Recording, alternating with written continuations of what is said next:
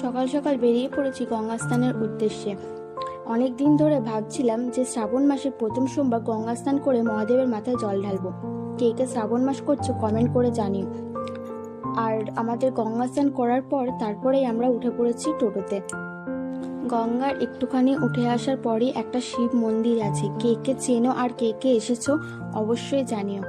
তারপর টোটোতে এসে বাজারে আসলাম, আর বাজারে মামি কিছু ফল টল কেনার ছিল, সেই ফলগুলো কিনে নিল। তারপর চলে আসলাম বাড়িতে। আর বাড়ি ফিরে এসে পুজো যা যা যোগাযান্তি করতে লাগবে সেগুলোই করছি আমি, যা যা জিনিসপত্র লাগে। তারপর আর বেরিয়ে পড়লাম মহাদেবের মাথায় জল ঢালতে। আমাদের পাড়ায় একটা মূর্তি আছে, সেখানটায় জল ঢালতে যাব।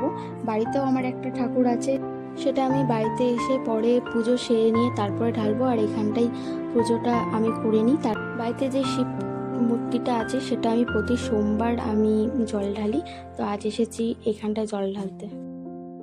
শিব পুজো যেরকমভাবে করতে হয় তো সেটাই আমি নিয়মভাবে মেনে সেটাই আমি করার চেষ্টা করছিলাম। তো পরপর সেইগুলোই আমি পালন করার চেষ্টা করছি। তো জানি না কতটা কি করতে পেরেছি না পেরেছি, তাও যতটুকুনি জানি ততটুকুনি দিয়েই করার চেষ্টা করছি।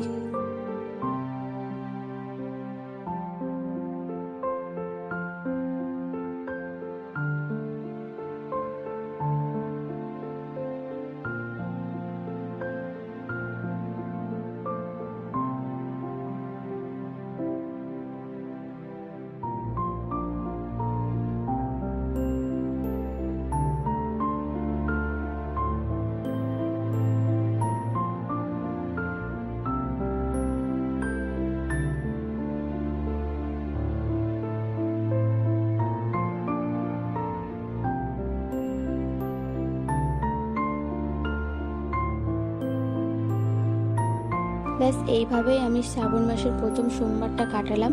ভিডিওটা কেমন লাগলো অবশ্যই জানিও। আর ভিডিওটি ভালো লাগলে অবশ্যই লাইক কমেন্ট শেয়ার করে দিও, আর চ্যানেলটিকে সাবস্ক্রাইব করে দিও। টাটা।